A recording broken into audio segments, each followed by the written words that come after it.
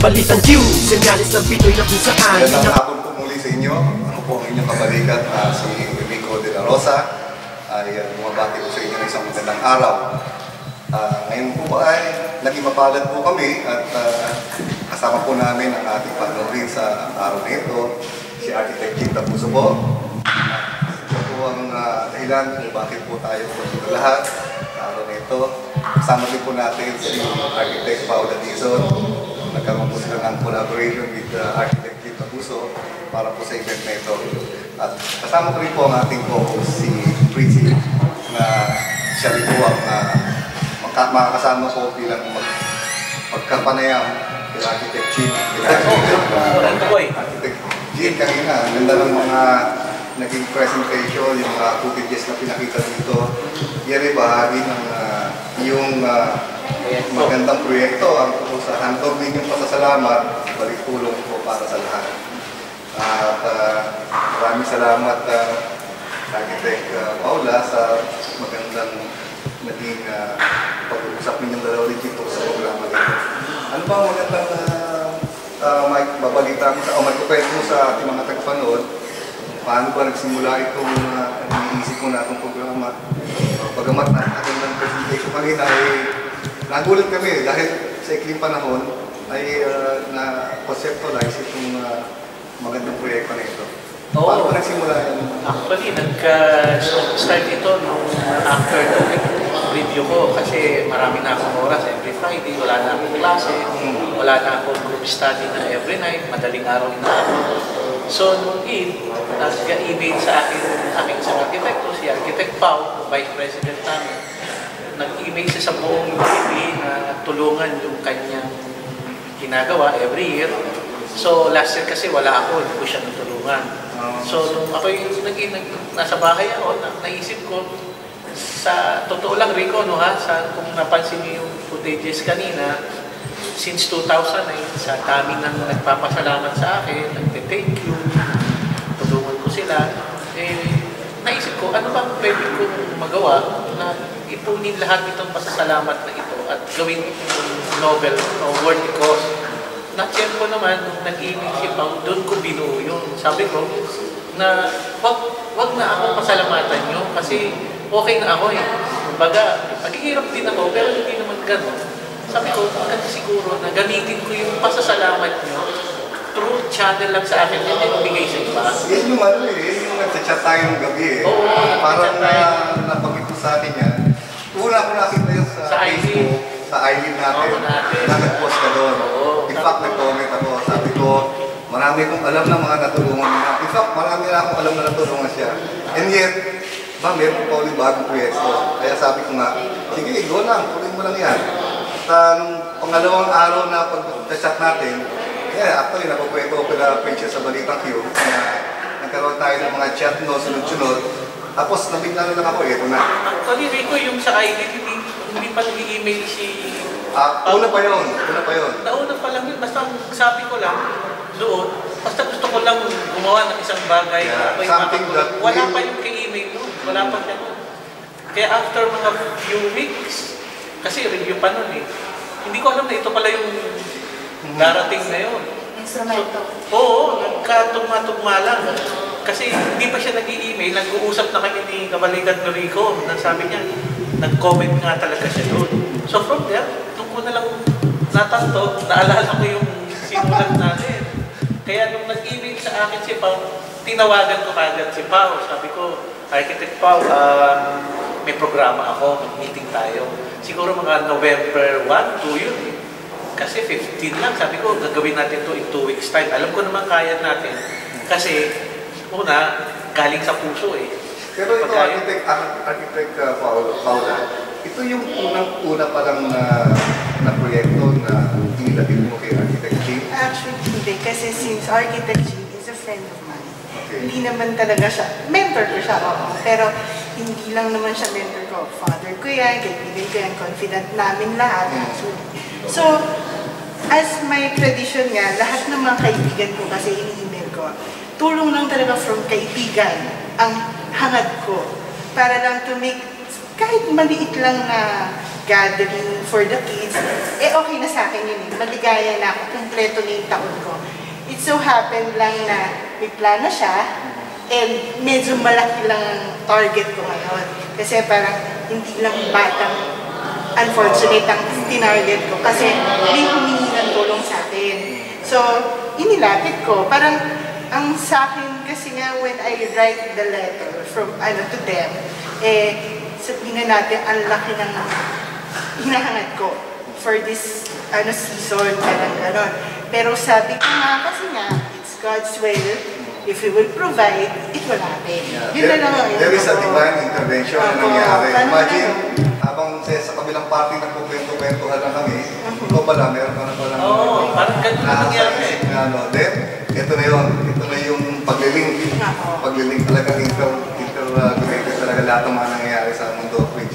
So, Architect Paula, ang sabi mo, yung plano mo lang is simple gathering lang. Oo, kasi parang ang malita kasi talaga involved na ako with outreach programs. Parang hindi naman talagang punersa ako.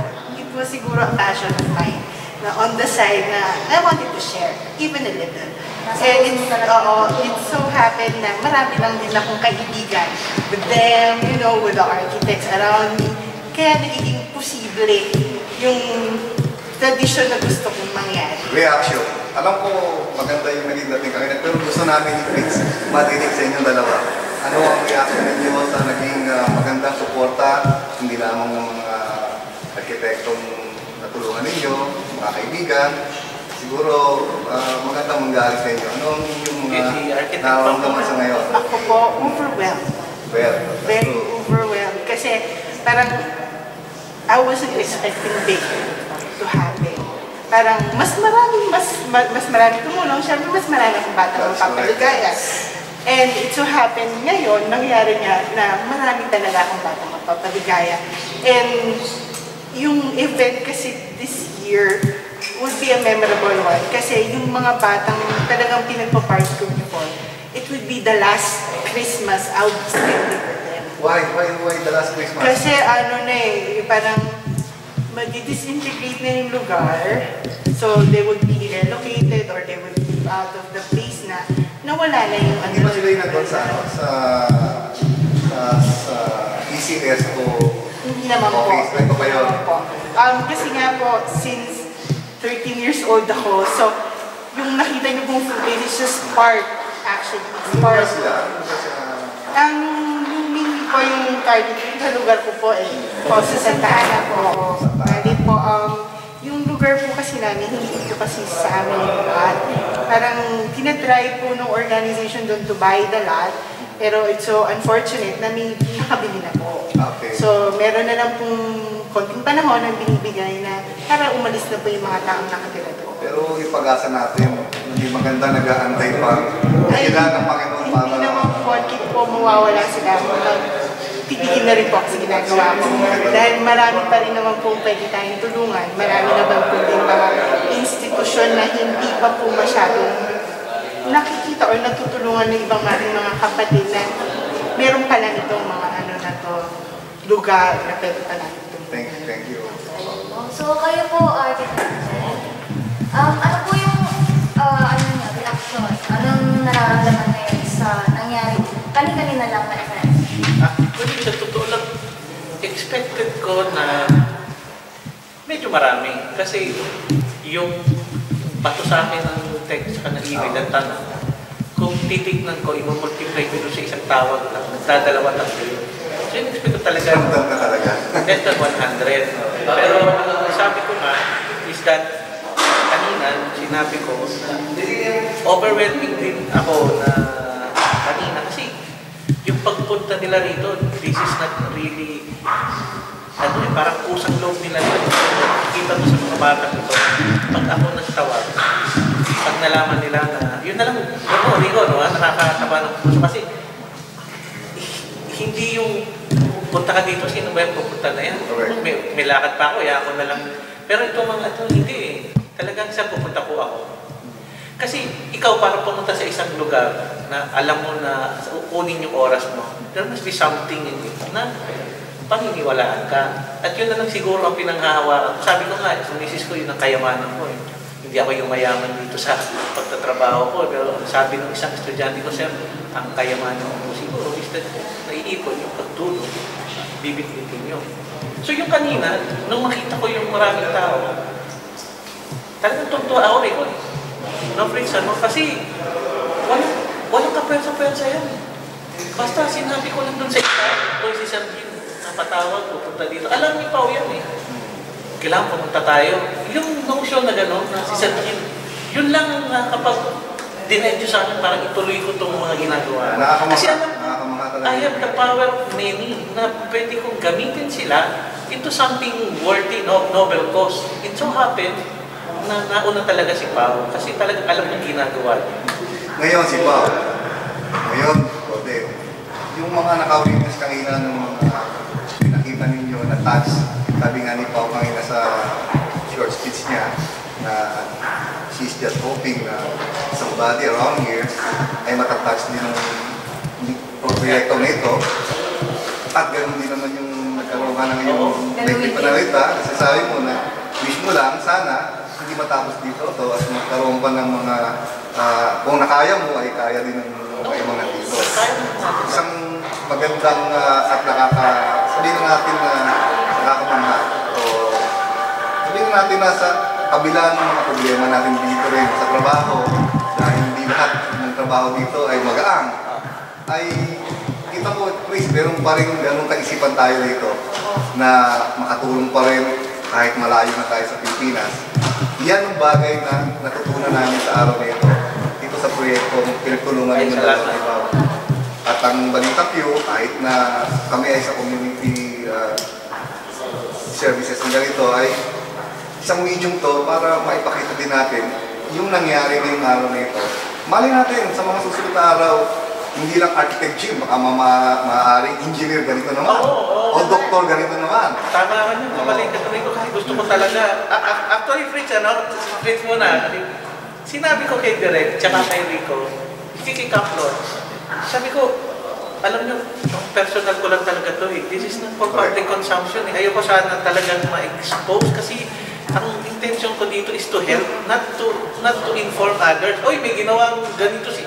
Ayoko talaga ng gano'n. Sinabi ko sa kanya. Kaya nung tumawag si Melby sa akin, kahapon niya, kagabi, sabi niya sa akin, Sir Jim, ano po ba pwedeng may tulong? Kasi merong ganito. So, sabi ko, din sinabi ko, Melby, alam mo sa totoo lang, tayo lang ito eh. Yung kakilala ko lang, ayoko sana masyadong, hindi dahil sa nagpapakahambol ako. Kasi hindi naman yun ang purpose namin eh. Ang purpose namin within the family, okay na kami doon. Pero maganda rin talaga na maipakita yung mga ganitong klase ng proyekto para yung natin mga babayan na dito na siguro gumagawa na sila ng ganitong proyekto, no? Pero siguro kung makikita nila na kapag na-picture o nakikita rin sa ganito, the more silang na-encourage, the more silang magkakaroon ng confidence na ituloy pa taon-taon. Sana, Rico, doon, ito, kukunin ko rin pagkakataon, na behalf sa group namin na kung sakali man ito na lang ang pakikiusap ko sa Balita Q. Sana, yung nangyari na yun, sa aming pamilya naman, kung sa ganitong klaseng kaparaanan ay kami ay makaka-influensya sa iba, na kung kaya namin, kung kaya rin ng bawat isa para makasanga ito, hindi, mas marami tayong matutulungan. Siguro nagkataon lang na kakilala ko si Kari, si Caro, Randy, Direk, saka si Flor, na taga-Balita Q na this is one way of medium na rin. Maka-influensya kami. Ganon din ang Balita Q. Kami kaus-puso din na nag-o-offer ng aming servisyo. Kahit kanino man na sa pananaw nila ay makakatulong kami. Ay, salamat. Para magtuloy-tuloy yung ganito na. Alam ko, malaking mabigat ang problemang dinaranas ng bansa natin. Pero sa maliit na paraan na ganito, ay unti-unti tayong makakatulong. Alam natin ang gobyerno natin gumagawa din ng paraan. Maganda rin sa level natin, mga magagawa, maliliit, yung tutulong-tulong natin. Tama, Rico, yung ganito nga na kahit sa maliit na paraan, alam naman natin sa Doha, ang dami nang tumutulong. No? Sabi ko nga kay Pao, alam mo, expose ako sa community, nakita ko. Totoo yun. napakarami.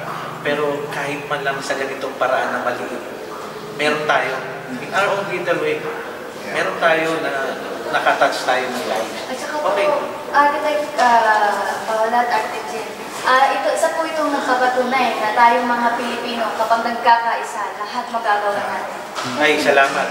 Opo. Salamat. Sana naka-influence ang grupo namin. Okay po, Paano? napakalaking impluensya po yun. Kung sa tingin po ninyo, napakaliit ng ginawa ninyo, pero sa puso ng bawat nanonood at nakatunghay sa event ngayon na nangyari, ang laki po ng Salamat. impluensya ninyo. Salamat. So sa huling panalita ng ating mga mahal na panahon ngayong gabi, ngayong araw na ito, ay tatapusin natin ang ating short coverage nito. So, Architect Paul, ikaw muna gusto namin ibigay ng huling panalita mo, mensahe, anything na pwede mong maipahayag sa ngayon. Isa po ako, nagpapasalamat po ako dun sa mga dumalo sa event. Dahil po yung maliit kong hinangad, ubod ng laki po ang binalik sa akin. And marami po akong batang mapapaligaya or makikitang ngiti na naman dun sa simpleng ibibigay natin po napakalaki para sa kanilang mga puso. So, sana po hindi tayo tumigil tumulong sa iba. Yun lang naman po Well said, well said. Okay. Alam mo, briefly sa akin, Rico, siguro ko lang sasabihin. Kasi ako'y na-involve sa community, kami kasama na Rico. I will say it in general, kasi yung nangyari ngayon is ako okay na ako, solved na ako. It's an overwhelming support that transpired today. Ang gusto ko sana iparating to the medium is that more on a bigger scope na bilang OFW sana dito sa Qatar, leadership is not an ability. It's not an ability. Leadership is a responsibility. You must be responsible enough in every way. To your friends, to your peers, to your actions, to everything. Hindi po ang leadership ay nakikita sa galing. It's a responsibility yun.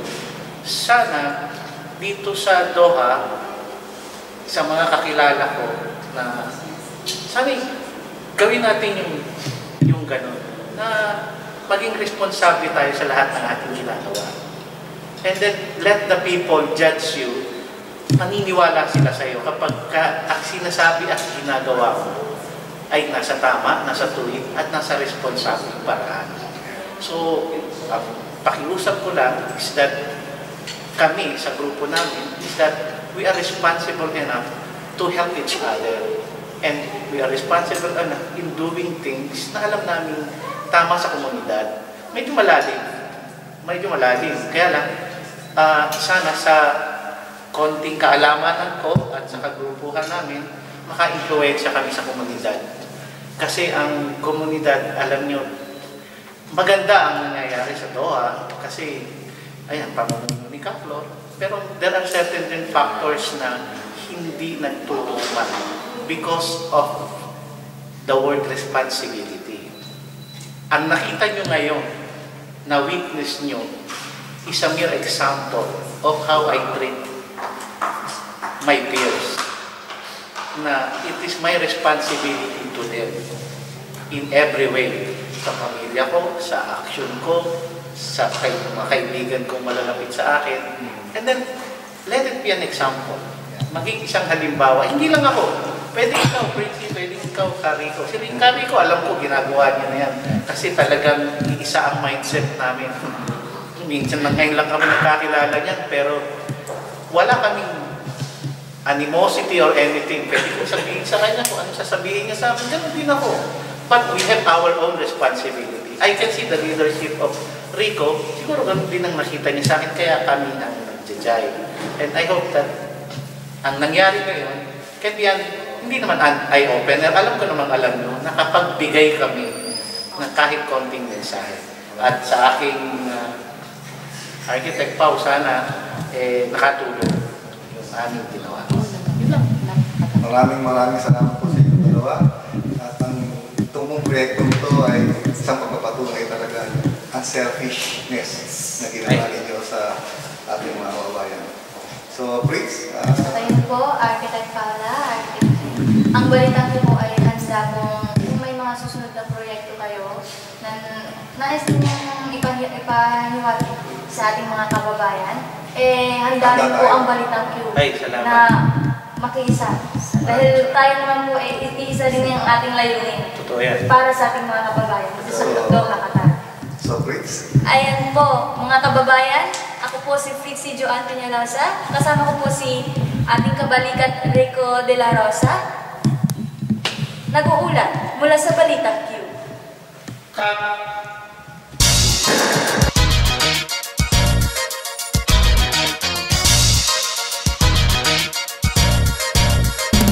Balitang Q, senyalis ng Pinoy na kung saan Minaobrang ang talento ng tunay na palaban Ang balita sa pagbilan ng Pinoy ay nagbabaga Sari-sari mga detalye sa Qatar ilalakad Balitang Q, senyalis ng Pinoy na kung saan Minaobrang ang talento ng tunay na palaban Ang balita sa pagbilan ng Pinoy ay nagbabaga Sari-sari mga detalye sa Qatar ilalakad